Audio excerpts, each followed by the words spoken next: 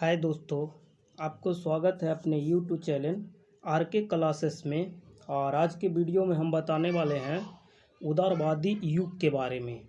Modern history में उदारवादी और उग्रवादी के बारे में पढ़ना है, तो इस वीडियो में उदारवादी युग के बारे में बताएंगे और अगले वीडियो में उग्रवादी से संबंधित क्वेश्चन लेकर आएंगे।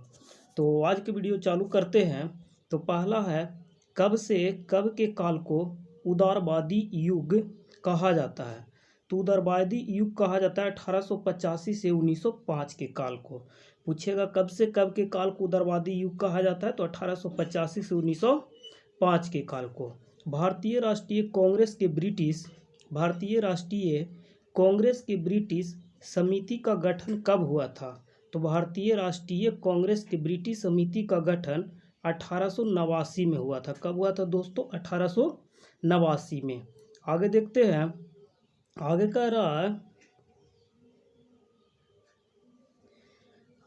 रहा है भारतीय राष्ट्रीय कांग्रेस की ब्रिटिश समिति का गठन किसने किया था। तो भारतीय राष्ट्रीय कांग्रेस के ब्रिटिश समिति का गठन दादा भाई नौरोजी और सुरेंद्रनाथ बनर्जी ने किए थे। सिर्फ पूछेगा कांग्रेस का गठन किसने किया था, तो A.O. ह्यूम किए थे 1885 में। लेकिन भारतीय राष्ट्रीय कांग्रेस के ब्रिटिश समिति का गठन किसने किया था पूछे, तो दादा भाई नौरोजी और सुरेंद्रनाथ बनर्जी होगा। इंडियन नामक पत्रिका का संपादन कब हुआ है, तो इंडियन नामक पत्रिका का संपादन 1890 में हुआ है। कब हुआ है? 1890 में। आगे देखते हैं, आगे है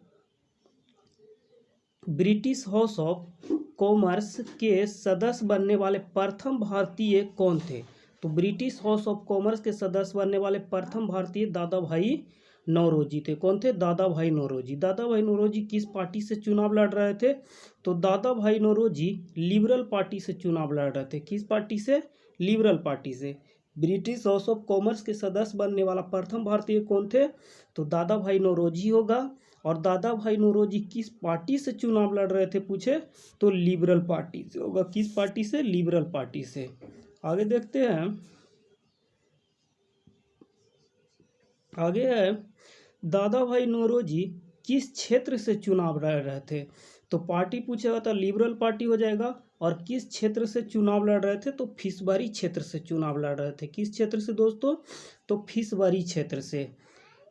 फिर है, भारत में पहली बार राष्ट्रीय आय की गणना किसने किया था। तो भारत में पहली बार राष्ट्रीय आय की गणना दादा भाई नौरोजी ने किए थे। और ये कब किए थे, तो 1867-68 में किए थे। कब किए थे? 1867-68 में। बहुत इंपॉर्टेंट क्वेश्चन है। आगे देखते हैं, poverty and un British rule in India. Poverty and un British rule in India के लेखक कौन थे। तो poverty and un British rule in India के लेखक दादा भाई नौरोजी थे। कौन थे? दादा भाई नौरोजी। धन के निष्कासन के सिद्धांत किसने दिया है, तो दादा भाई नौरोजी ने दिया है। धन के निष्कासन के सिद्धांत किसने दिया है, तो दादा भाई नौरोजी ने। आगे देखते हैं, 1892 का भारत परिषद अधिनियम किसके दबाव में आकर अंग्रेजी सरकार ने पारित किया था। तो उदारवादी नेताओं के दबाव में आकर 1892 का भारत परिषद अधिनियम अंग्रेजी सरकार पारित किया था। तो किसके दबाव में? उदारवादी नेताओं के दबाव में। आगे देखते हैं, आगे है भारत में निर्वाचन पद्धति के शुरुआत किस अधिनियम से हुई मानी जाती है। तो 1892 के भारत परिषद अधिनियम से भारत में निर्वाचन पद्धति यानी निर्वाचन के शुरुआत हुआ था। ये निर्वाचन की शुरुआत भारत में कब हुआ, तो 1892 के भारत परिषद अधिनियम के तहत हुआ।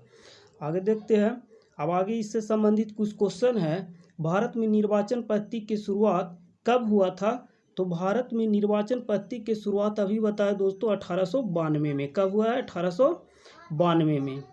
आगे देखते हैं, धन के निष्कासन के सिद्धांत किसने प्रतिपादित किया। तो धन के निष्कासन का सिद्धांत दादा भाई नौरोजी ने प्रतिपादित किया। कौन किया है? दादा भाई नौरोजी। अगला क्वेश्चन देख लेते हैं। अगला क्वेश्चन है, ब्रिटिश हाउस ऑफ कॉमर्स के सदस्य बनने वाले प्रथम भारतीय कौन थे। तो ब्रिटिश हाउस ऑफ कॉमर्स के सदस्य बनने वाले प्रथम भारतीय दादा भाई नौरोजी थे। कौन थे?